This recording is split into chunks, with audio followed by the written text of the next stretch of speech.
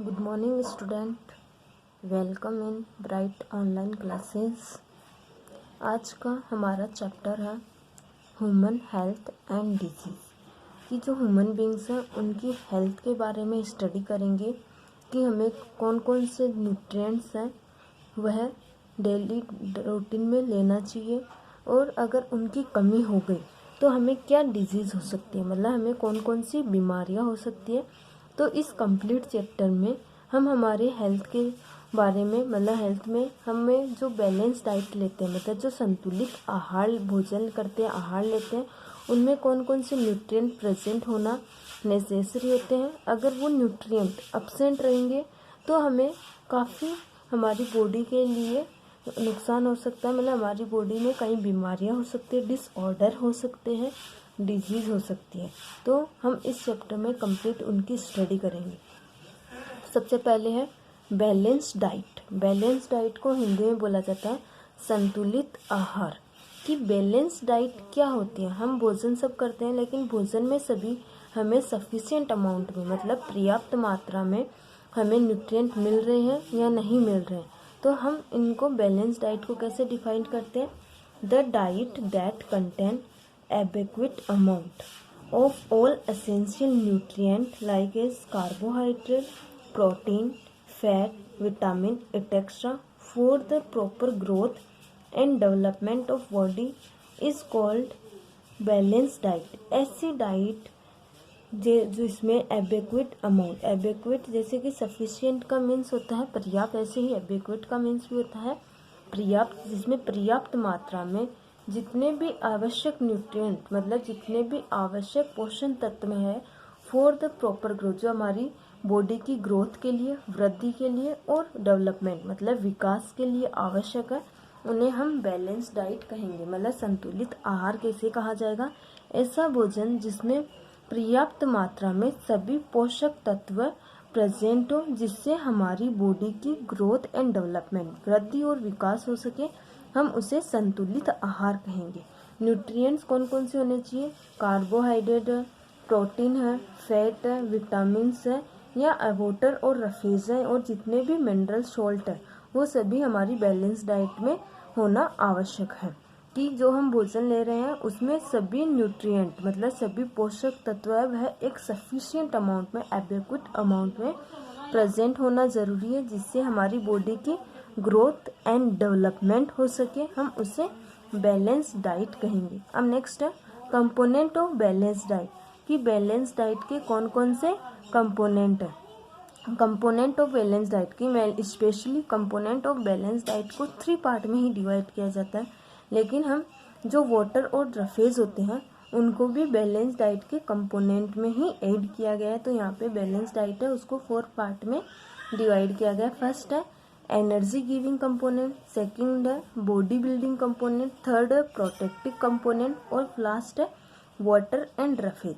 Energy giving component का mean ऐसा भोजन जिनसे हमें पर्याप्त मात्रा में हमें एनर्जी मिल सके, कि हम ऐसा भोजन खाएं जिससे कि हमें कोई भी वर्क करें तो उनको आसानी से हम एनर्जी मिल जाए और वह वर्क है वह सही से ये कम्प्लीटली हो सके। एनर्जी गिविंग कंपोनेंट्स में स्पेशली कार्बोहाइड्रेट एंड फैट को रखा गया है, कि कार्बोहाइड्रेट और फैट से हमें एनर्जी मिलती है। Body building component, body building component की हमारी बॉडी को बनाने में, मतलब हमारी बॉडी की ग्रोथ और अच्छी डेवलपमेंट में प्रोटीन है वह सबसे ज़्यादा इम्पोर्टेंट होता है। नेक्स्ट प्रोटेक्टिव कंपोनेंट, कि जिससे कि हम बीमारियों से बच सके। कुछ भोजन में ऐसे न्यूट्रिएंट भी प्रेजेंट होते हैं जिससे कि हम आसानी से बीमारियों से बच सके, प्रोटेक्ट कर सकें, जैसे कि विटामिन्स होते हैं और मिनरल सॉल्ट होते हैं। इसके अलावा वाटर और रफेज है, उनका भी हमारी बैलेंस डाइट में मेन इम्पोर्टेंट रोल होता है। तो how many type of components of balance diet. तो 4 type of component of balance diet, energy giving component, body building component, protective components and water and roughage. अब next हमने जितने भी components हैं उनके जो carbohydrate, fat, protein, vitamin, mineral salt के बारे में स्टडी की, उनकी हम डिस्क्राइब से स्टडी करते हैं। First carbohydrate, starch and sugar is the main energy source of our body, कि जो हम स्टार्च या शुगर हमको कि जैसे कि अनाज खाते हैं, अनाज में स्टार्च प्रेजेंट होता है और जो शुगर है वह हमारे शरीर के लिए सबसे मेन एनर्जी सोर्सेज होता है। Carbohydrate provide 60 to 80% of energy of the total food content in the diet, कि जो कार्बोहाइड्रेट है उससे हमें 60 से लेके 80 मतलब 60 to 80% है वह एनर्जी मिलती है। जो हम फूड ले रहे हैं उनमें ज़्यादा से ज़्यादा 60 to 80% है एनर्जी मिलती है। नेक्स्ट है fat. Fat is also stored by the body for later use. जो फैट होती है वह हमारे बॉडी के द्वारा स्टोर की जाती है, जिससे कि हम बाद में लेटर यूज़ कर सकें। मतलब लेटर यूज़ मतलब हम उसको जब हमें एनर्जी की ज़रूरत होती है तो फैट है वह एनर्जी का वर्क करेगा। तो हम फैट को अपनी स्किन के अंदर, स्किन की डीप साइड में हम स्टोर कर लेते हैं, जिससे कि हमें आसानी से उसका यूज़ कर सकें। If we take enough amount of food that all the energy generated from it, कि जब हम इनफ अमाउंट में फूड लेते हैं तो उससे एनर्जी जनरेट होती है। It is not used in the work, लेकिन हम उसको यूज्ड नहीं करते। हमने जो भोजन लिया है तो हमें जितनी भी एनर्जी मिली है फैट के द्वारा वह स्टोर कर लेते हैं, हम उसको यूज़ नहीं करते। बट कब करते हैं? Work done by the body then the extra energy get accumulated in the form of fat और स्किन। लेकिन जब हम कोई वर्क करते हैं तो जो एनर्जी हमने स्टोर की है हम उस एनर्जी को आसानी से यूज़ कर सकते हैं।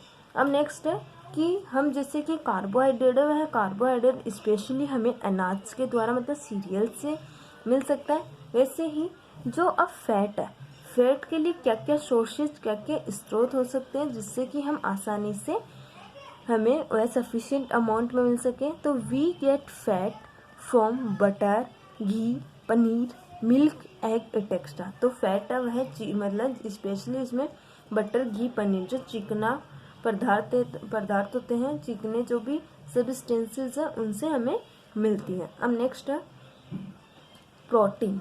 प्रोटीन किस किस से मिलेगी? प्रोटीन है वह स्पेशली हमें पल्सेस मतलब दाल से हमें जो प्रोटीन है वह सफिशिएंट अमाउंट में हमें पल्सेस के द्वारा मिलती है।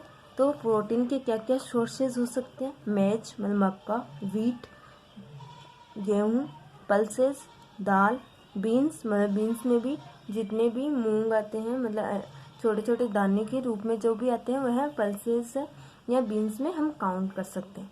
तो प्रोटीन हमने क्या पढ़ी थी?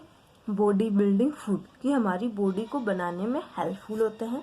तो protein help in metabolism and the building block of the body, कि जो प्रोटीन होती है वह मेटाबॉलिज्म मतलब जो हमारे शरीर में जो उपापचय क्रियाएं होती है, जैसे हमने फूड खाया है, फूड को एनर्जी में कन्वर्ट करने के लिए जितनी भी रिएक्शन होते हैं उन्हें मेटाबॉलिज्म बोला जाता है।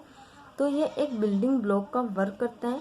नेक्स्ट है protein help in growth and maintenance. इसके अलावा प्रोटीन के द्वारा ही हमारी बॉडी की ग्रोथ होती है, वृद्धि होती है, डेवलपमेंट होगा, विकास होगा और मेंटेनेंस में भी हेल्पफुल होती है। नेक्स्ट है mineral salt. Many metal and salt such as iron, iron को डिनोट करते हैं Fe से, जिंक, Zn एंड आयोडीन को I एंड सॉल्ट मतलब नमक, नमक को हम करते हैं NaCl are required for various reaction in our body. जितने भी मिनरल सॉल्ट होते हैं वह हमारी बॉडी में होने वाले अलग अलग रिएक्शन में हेल्पफुल होते हैं।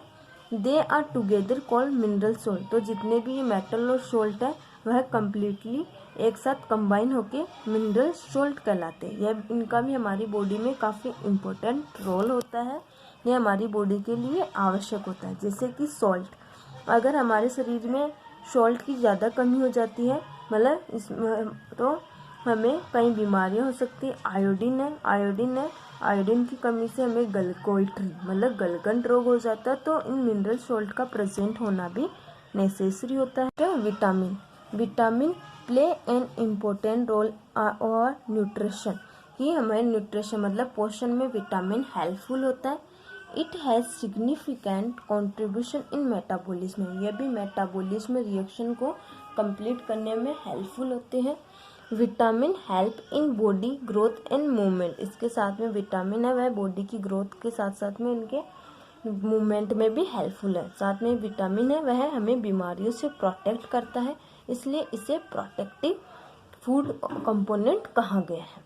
नेक्स्ट है वाटर एंड रफीज की जो बैलेंस डाइट के कंपोनेंट है उनमें वाटर और रफेज का भी मेन इम्पोर्टेंट रोल होता है। Water and roughage have equal important in a balance diet, की बैलेंस डाइट में वाटर और रफेज में फाइब्रस फूड आते हैं तो इनका भी बैलेंस डाइट में इम्पोर्टेंट रोल होता है।